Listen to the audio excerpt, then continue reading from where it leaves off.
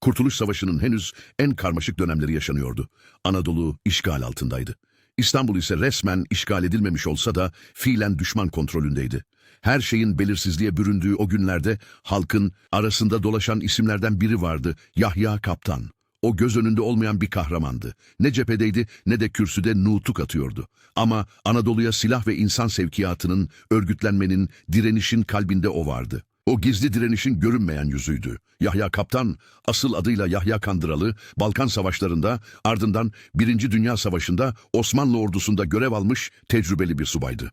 Savaş bittiğinde düşman donanması İstanbul limanına demir atmıştı. İşte o günlerde Anadolu'ya gizlice silah ve cephane taşınması gerekiyordu. Bu tehlikeli görevi üstlenen bir avuç cesur adamdan biri de Yahya Kaptan'dı. Kocaeli bölgesi Anadolu ile İstanbul arasındaki bağlantının ana geçiş noktasıydı. Bu stratejik coğrafyada Yahya Kaptan, Müdafaa-i Hukuk Cemiyeti adına önemli bir görev üstlendi.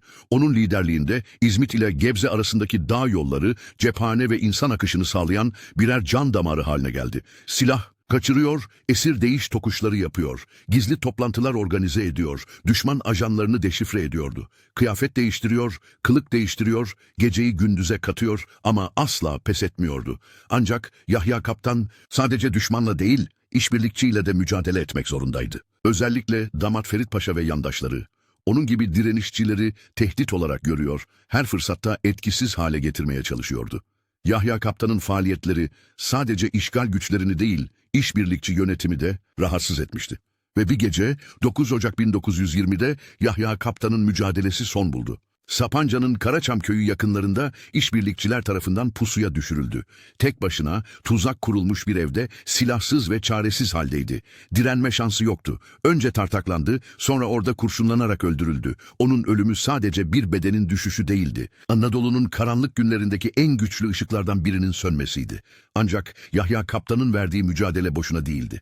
Onun açtığı yollar, kurduğu gizli ağlar, Kurtuluş Savaşı boyunca sayısız kez kullanıldı. İsmi her zaman halk arasında bir efsane olarak kaldı. Yahya Kaptan hiçbir zaman büyük bir madalya almadı, hiçbir törene katılmadı belki. Ama o, Anadolu'nun özgürlüğü için canını ortaya koyan, görünmeyen ama en sadık kahramanlardan biriydi.